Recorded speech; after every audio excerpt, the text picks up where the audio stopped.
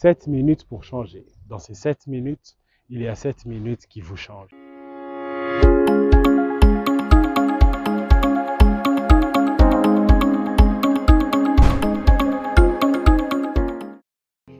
Aujourd'hui, parlons ou continuons ce sujet que nous avons commencé la fois dernière, que nous avons appelé « Erreur des hommes, chemin de Dieu ». Vous conviendrez avec moi qu'il y a nous avons expliqué la fois dernière d'ailleurs, qu'il y a des erreurs que les hommes font, mais qui sont les chemins par lesquels Dieu passe pour accomplir la destinée de ces hommes, pour accomplir ce pourquoi Dieu a envoyé ces hommes sur la terre. Il est donc important que nous puissions comprendre que le choix de Dieu ne se porte toujours pas sur les bonnes et les meilleures personnes selon nous. Il est donc important que nous puissions comprendre que le choix de Dieu n'est pas le choix des hommes. Il est donc important que nous puissions savoir que lorsque Dieu fait un choix, il ne le fait pas en fonction de ce que nous voulons. Dieu fait son choix en fonction de ce qu'il a décidé de faire.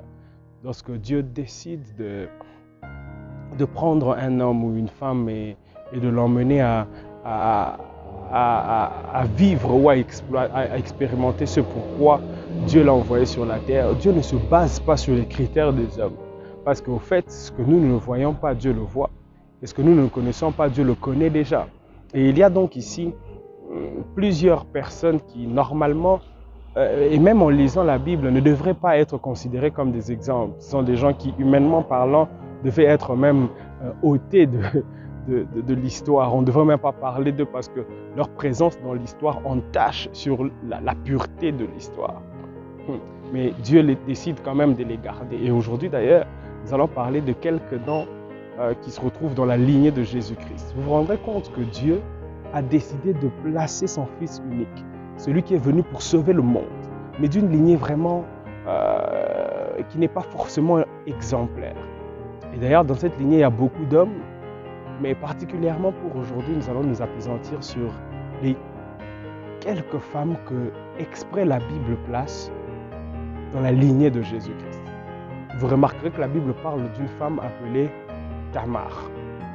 Tamar, ce n'est pas le modèle même de la femme. Tamar a été mariée aux deux enfants de Juda, Er et Onan. Et c'est même Tamar, après un temps, devait épouser le troisième enfant de Juda. Et Juda refuse même de donner en mariage ou de permettre à son troisième fils de se marier à Tamar. Alors Tamar décide de se déguiser en prostituée, et je vous conseille d'aller lire cette histoire dans la Bible, dans le livre de Genèse, et de comprendre ce que c'était.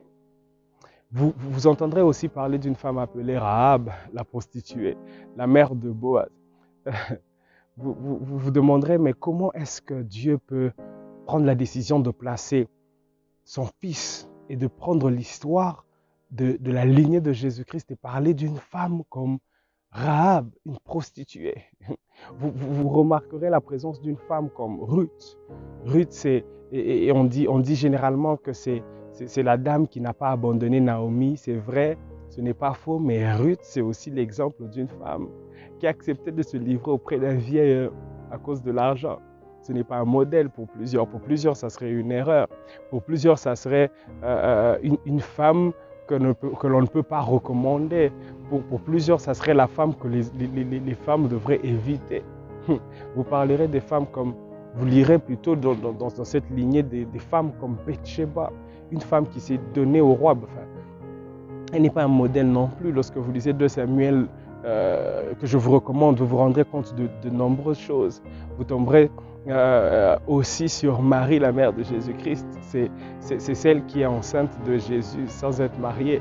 Ce n'est pas dans le contexte actuel. Si ces histoires se faisaient aujourd'hui, vous ne croirez pas et vous n'aimerez pas cela.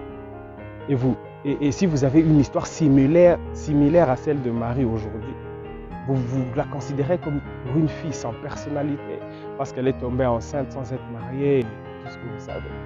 Mais c'est de cette lignée-là, c'est de ces personnes imparfaites-là, c'est de ces personnes avec plein d'erreurs, avec plein de manques, avec plein de mauvaises choses que Dieu a décidé de faire descendre son Fils. C'est pour donner un exemple, pour donner un message, pour donner un ton en disant que ce ce n'est pas parce que vous avez commis des erreurs, ce n'est pas parce que vous êtes tombé plusieurs fois, ce n'est pas parce que vous avez eu des difficultés plusieurs fois que votre vie s'arrête. Non. Ce qui a été une erreur dans le passé peut être le canal ou le chemin par lequel Dieu veut faire des nouvelles choses avec toi. Écoutez-moi très bien et écoutez-moi bien, s'il vous plaît. Cette lignée ou l'histoire de cette lignée de laquelle est venu Jésus-Christ nous montre simplement que Dieu nous aime, malgré nos imperfections, malgré nos erreurs, malgré nos manques, malgré nos détournements, malgré nos égarements, malgré tout ce que nous faisons de mal, Dieu nous aime.